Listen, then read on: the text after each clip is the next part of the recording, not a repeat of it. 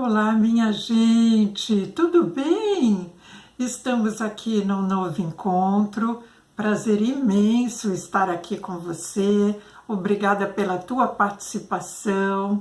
Você pode contribuir com esse canal, dando like, compartilhando com pessoas que você perceba que pode ser interessante para elas, não é?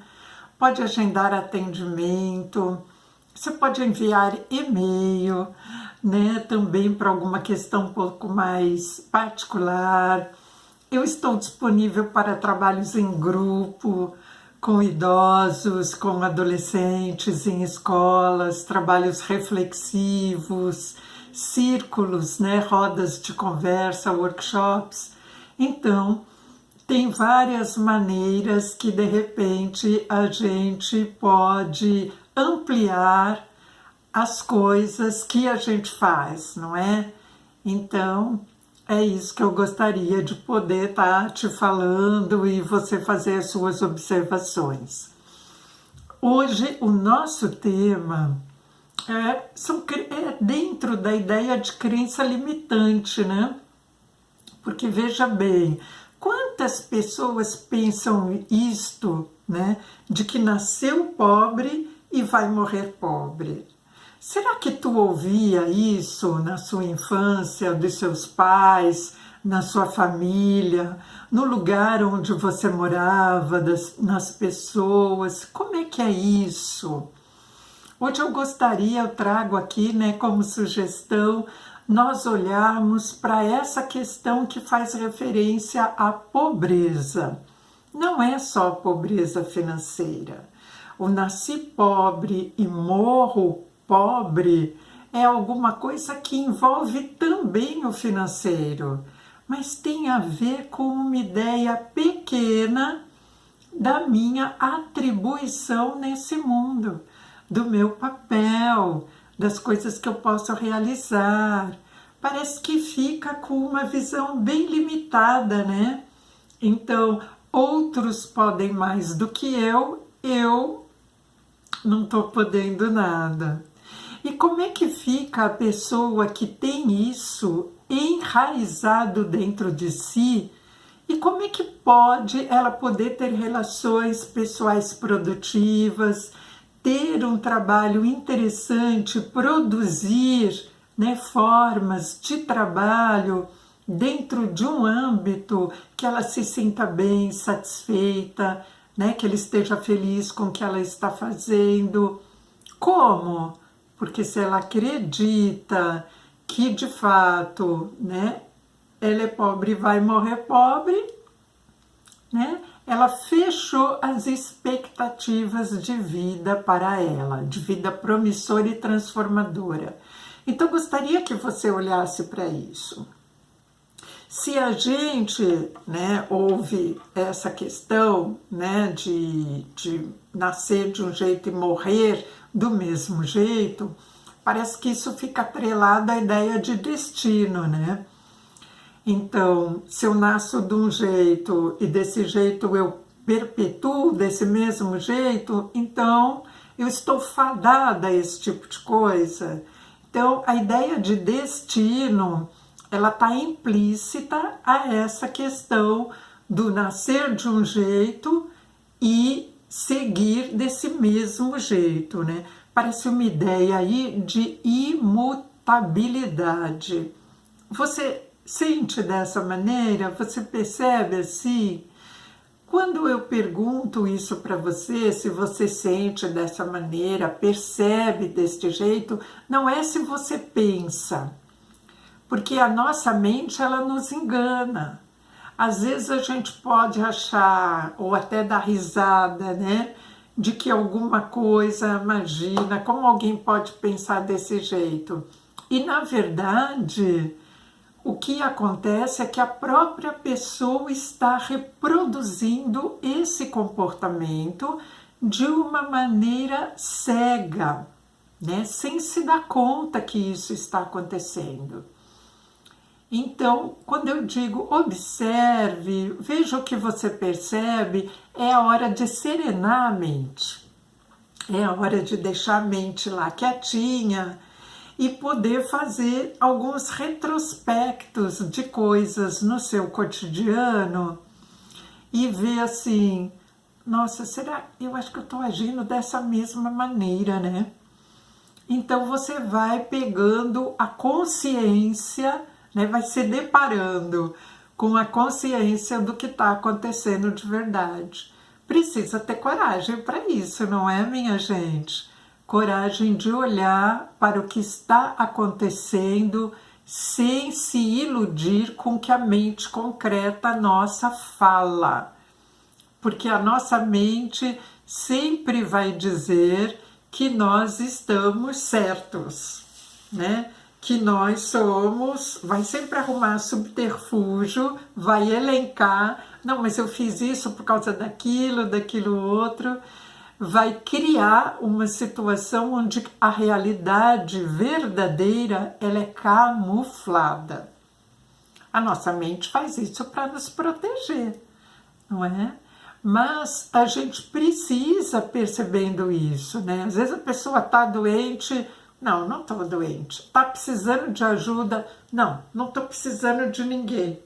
Então, a fala, quando ela entra em sintonia com um pensamento equivocado, errôneo, ela leva a gente para uma vida cheia de confusões, porque as coisas não entram em equilíbrio. Eu falo uma coisa, penso outra coisa, sinto outra coisa, então estou completamente fora do lugar, do meu eixo. Então, observar isso é importante para a gente retomar o eixo, poder retomar o eixo das coisas, né? Então, destino, né? Destino, algo pré-determinado pela providência. Que providência que é essa? Destino, algo predominado pela providência. O que há de vir, aquilo que vai acontecer. Está falando de um futuro, né? Como que se então o futuro não tivesse nada a ver com o presente. Aí observa isso na tua vida. Tu percebe isso, que isso acontece assim, né? O dia seguinte não tem nada a ver com o dia anterior. Esse momento agora não tem nada a ver com o que aconteceu algumas horas atrás, alguns dias atrás, há um período passado. Eu não estou aqui e agora por conta de algumas coisas que eu fiz ou que eu assumi anteriormente, como mulher, como esposa, como profissional. Como é que é isso?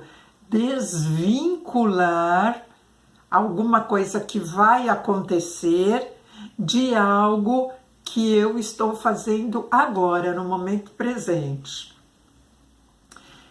É como a gente dizer, tem aquele ditado, né? Quem planta colhe, é como colher sem ter plantado. Se eu estiver na seara do outro, eu posso fazer isso, né? Só chego lá para colher. Mas aí eu tô fora do meu lugar. Então, observe essas coisas, né? É o convite que eu te faço, né? Observe esses movimentos que você vai entrando, às vezes de gaiato, mas vai reproduzindo. Isso vem com força, minha gente, com força de criar a vida que nós estamos tendo nesse momento, né? É uma força genuína, só que essa força ela domina, ela tem essa força predominante enquanto a gente não percebe que isso está acontecendo. A boa notícia é que a gente pode perceber. E quando a gente percebe, quando a gente toma consciência, a gente não só pensa uma coisa, mas a gente adquire consciência sobre algo, nós podemos então ir nos transformando. A gente muda rotas. né? Então, esse destino, ele está relacionado a uma questão também de uma ordenação maior, que a gente pode chamar de uma ordem cósmica, né? Nós saindo fora do aspecto religioso ou filosófico, que se nós formos por esse caminho, nós vamos encontrar infinitos materiais de estudo e de especulação sobre destino, né? Muitas coisas. Essa palavra é mística, inclusive, né? Então, percebendo que, né, que há uma ordem cósmica, mas como que tem essa ordem cósmica? Tem uma ordem cósmica porque antes da gente nascer já tinha um mundo pré-estabelecido, não é assim? Já tinha o ar, já tinha o céu, já tinha o mar, a natureza, não é? A própria forma que nós nascemos, vamos pensar nisso, minha gente, dentro de um útero que é do tamanho mais ou menos da mão da gente fechada, e ele vai elastificando, né? Ele vai crescendo. Imagine a gente, enquanto ser humano, um ser humano bebê, caber dentro de um outro ser humano, ser formado a partir de células, se reproduzir dentro de uma ordem pré-estabelecida de multiplicação daquelas células que a gente não consegue explicar. Ou melhor, quando a gente consegue explicar, quando a ciência explica isso, né, dentro das diferentes áreas, é colocando em cima de algo que já existe, é olhando o que já existe, né? O que vem se mantendo assim por gerações e gerações, exceto coisas que a gente pode desconhecer de seres e de elementos vivos de outras esferas, né, minha gente? Mas nós estamos falando aqui do ambiente do planeta Terra e da nossa civilização conhecida, não é? Então, que magia que existe, né, nessa coisa do nosso próprio nascimento, que tem a ver com essa ordenação cósmica que eu estou falando aqui para vocês. Então, existe uma ordenação que a gente não sabe precisar onde ela começou, onde ela vai dar, né? O que ou quem criou tudo isso, que força, né? O que ser é esse, mas a gente pode sentir algumas coisas dentro de nós.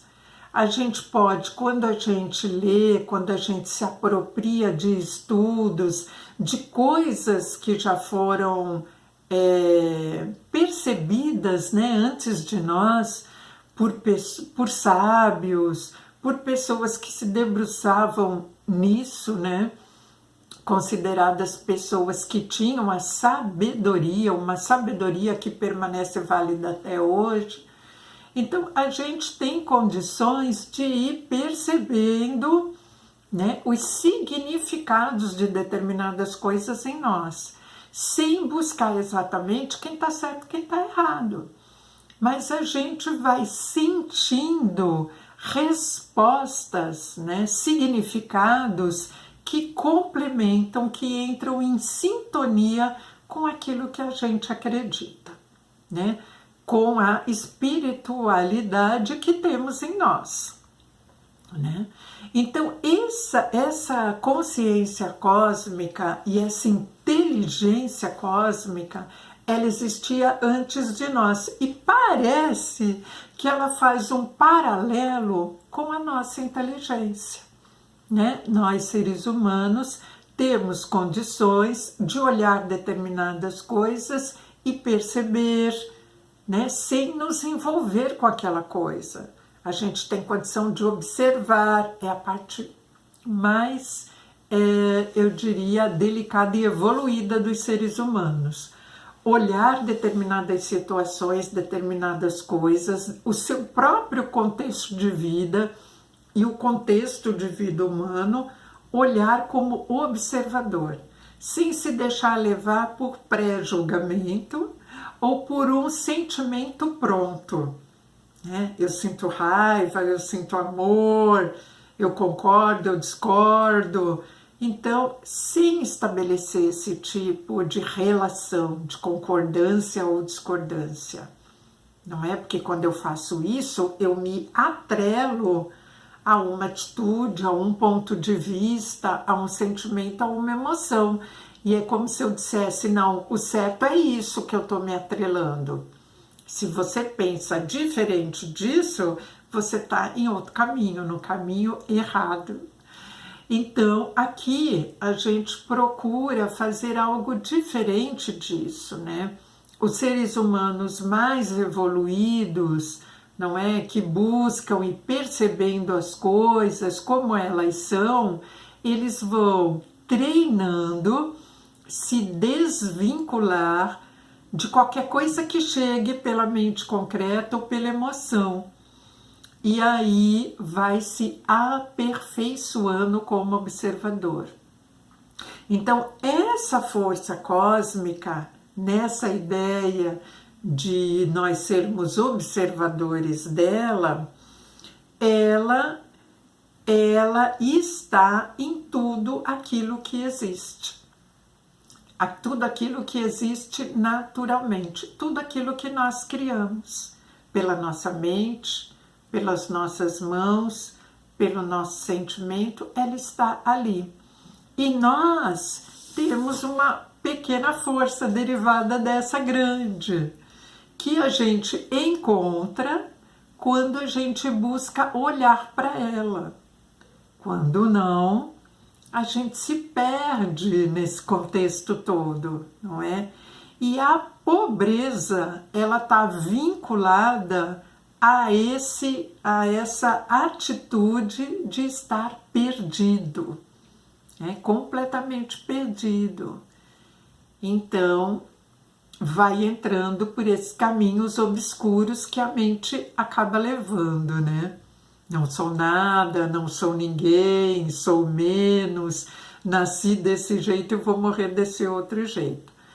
Olhem só, se a gente pegar, pense aqui comigo uma coisa, pegar sob o ponto de vista financeiro, uma família mais simples possível, talvez até moradora em periferia, muito simples e com poucos recursos. Vejam bem, a vida que ela tem ali, que aquelas pessoas têm, a vida, o sentido de vida que colocou essas pessoas no mundo, é o mesmo sentido de vida que colocou a qualquer um de nós, indistintamente. É a mesma força. Então, essa força está em todos nós, independente da condição que temos, em qualquer ponto de vista. Condição intelectual, condição cultural, nós temos essa força. A questão é, será que nós valorizamos e vemos essa força? Será, minha gente? Quem vê essa força se sente pobre, se sente infeliz, doente, sem jeito de mudar nada. Será? Observe isso no seu contexto, faça as suas avaliações. Na mitologia grega tem uma história que elucida um pouco, né, as coisas que vão chegando para nós. Então eu estou falando de uma mitologia grega, eu estou falando de algo, uma verdade que foi construída por algum motivo. Muito antes da civilização moderna a qual pertencemos existir. Então é alguma coisa que vem lá de trás, que a gente nem consegue precisar exatamente de onde veio. Que a medição do tempo, quanto tempo que o mundo existe, tudo isso é meio interrogado, né, minha gente? Então, quando que nasceu essa força, essa atmosfera, né? Os seres viventes e em algum momento os seres humanos. Olha isso, né? Isso vem sendo desdobrado e cada filosofia e ciências vão criando ali seus pontos de vista e divulgando suas verdades. Mas vamos olhar isso como observadores, né? Que é o convite que eu quero te fazer. Então, nessa história, eu não sei se é história ou se é história, né? Nem estou usando a palavra lenda, alguns poderiam usar. Existiam 3 irmãs, né? Que elas eram responsáveis por fabricar, tecer e cortar. Cada uma delas era responsável por um desses movimentos, né? O fio da vida que elas manipulavam na roda da vida. Então elas tinham lá uma máquina, né, de tear, e as moiras, essas 3 irmãs, eram responsáveis por criar, através desses fios, favorecer a fabricação, né, a produção, não é, e o corte na vida das pessoas, de tal forma que conforme os fios eram posicionados, quando o fio estava na parte de cima da roda, na roda, né, na parte de cima, era quando estava sendo gerada ali a boa sorte. E quando o fio chegava na parte de baixo, estava ali o momento de se usufruir da má sorte. Então, agora vejam, então, né? O que traz essa história para nós, né? A boa sorte, a má sorte, de repente é destino, isso, tá na roda esse destino. Então vejam, na roda, que a gente pode considerar como o movimento da vida, o movimento, né, da vida antes de nós, ou da vida, da pequena vida que nós criamos, né, no nosso entorno, em sendo uma roda, o alto e o baixo pertencem ao mesmo movimento. A roda gira, né? Imagina aí uma roda gigante. Ora você está em cima, ora você está embaixo. Em alguns momentos você pode até gritar de pavor, mas você sabe que a roda tem aquele movimento, né? Nós sabemos que o baixo e o alto, o topo e o embaixo fazem parte da mesma roda, como as estações do ano fazem parte do mesmo planeta, né? Então, que a gente observe essas coisas para perceber quantas forças elas estão se movimentando nessa ideia do grande e do menor, né? As forças que não dependem de mim, que foram inclusive forças que me trouxeram até aqui, forças que permitiram que eu nascesse, que você nascesse, uma força muito maior que nós, e a força que nós temos quando a gente olha alguma coisa, quando a gente percebe, quando a gente usa o nosso poder mental, percebe a nossa intuição, a nossa intelectualidade, nós temos uma força aí também. Então, que a gente perceba esses movimentos, né, do grande e do pequeno, que pode ser grandioso também. O que eu quero falar mais para vocês? Bert Hellinger, ele diz assim que cada pessoa tem que carregar o seu próprio destino, né? Então é o pai de certa forma, embora não tenha sido o criador das constelações familiares, né? Um alemão que foi padre também, formação católica, filosófica, né? Então ele deixa isso para nós, ele fala assim, que se alguém da família quer morrer para seguir quem já se foi, né, essa força ela pode permanecer presente por gerações naquele núcleo familiar. Né? Quem estuda o movimento sistêmico sabe disso, né? Em outros vídeos eu já trouxe algumas coisas disso para você. Tem a ver com movimentos quânticos, inclusive, não é? Então, força presente por gerações. E o que significa isso? Significa então que eu não posso fazer nada, que se eu estou atrelada a uma força, ela vai me conduzir? Será que é isso? E aí assim, depende, né, minha gente? Se eu não estiver percebendo isso, consciente disso, penso, sinto e percebo que ela pode conduzir sim. Porém, quando eu começo a olhar com amorosidade, com serenidade, com tranquilidade o que está acontecendo, eu começo a me sentir com autorização de fazer diferente, em benefício desse mesmo contexto familiar, dessas mesmas gerações, dessa mesma força parental, em benefício daqueles que virão depois. Mas isso ninguém precisa me convencer. Eu vou observando conforme eu vou permitindo me debruçar sobre aquilo, observar, estudar, não é? Então, olha como a gente pode fazer as devidas aparas naquilo que precisa ser aparado. Então, nasci pobre e vou morrer pobre, vem de onde essa ideia? De que tempo? A gente pode parar para pensar um pouco. De que convicções? De que planeta? Não é?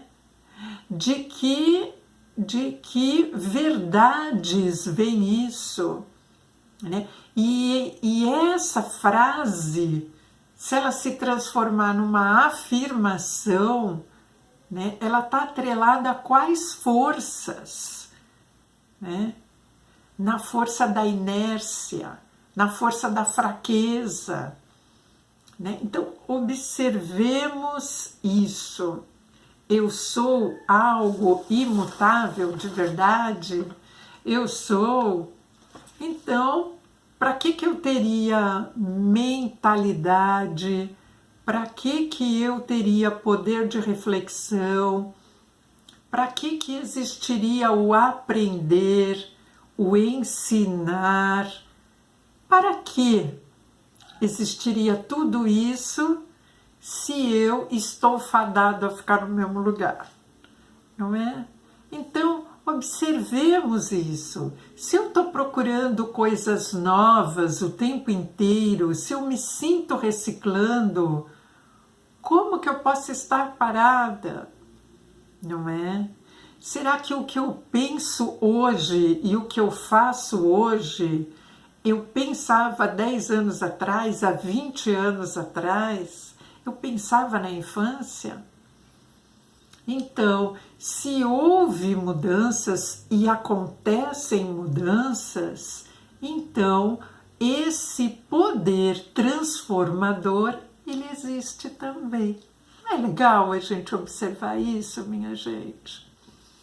Então, existe a força superior que não dá para negar, mas também existem as forças que eu posso produzir em mim, ou melhor, elas já estão em mim, eu posso enxergar em mim e fazer conexão com essa força maior. Olha que potência gera isso. A força maior é a força da luminosidade, da criação, do amor, não é, gente? Da solidariedade, das virtudes. Essa é a força maior, né? Eu não estou trazendo para você aspectos religiosos específicos, mas estou querendo te trazer a força daquilo, né? Que possamos enxergar a força daquilo que tem a ver com espiritualidade.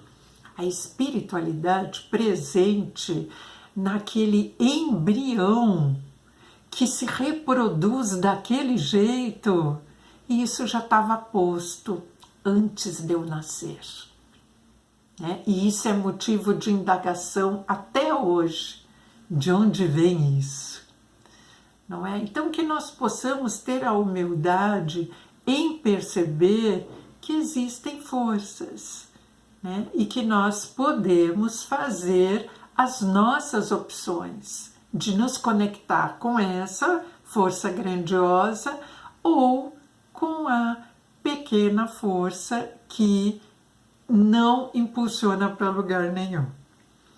Então eu te coloco para pensar um pouco sobre essas coisas, né? E nós já estamos chegando no finalzinho e eu preciso finalizar. Então, Bert Hellinger ainda fala sobre o servir, né?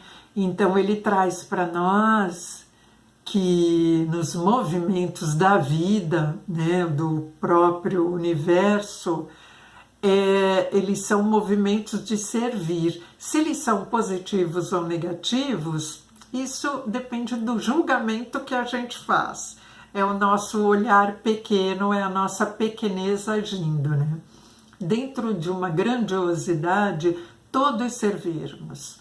Noite, dia, estrela, sol, chuva, vento, seres humanos, plantas, minerais, vegetais, todos servem a um movimento grandioso, a um movimento maior, né? Então, ele traz isso para a gente pensar e que é uma coisa interessante de a gente observar, não é? Qual é a coerência que a gente atribui para tudo isso. E aí eu quero fechar com você trazendo aqui alguns versos de Braulio Bessa, tão bem-humorado, né, da nossa atualidade, né, escritor, uma pessoa que tem uma fala muito tranquila, nordestina, né, e que traz para a gente os movimentos do dia a dia. Quanto a essa coisa do sonhar, do poder criar algo novo ou não, ele diz assim para nós, só vou pensar alguns versos sobre o sonhar na ótica de Braulio Bessa, para a gente ver. Ele diz: sonhe sempre e seja grato pelo sonho que já tem. Repare cada detalhe das coisas que fazem bem. O pouco que hoje é seu é o muito para alguém. Ter um chão para pisar, ter um sol para lhe dar calor, ter o ar para respirar, ter saúde, ter amor, ter tudo isso já faz de você um realizador.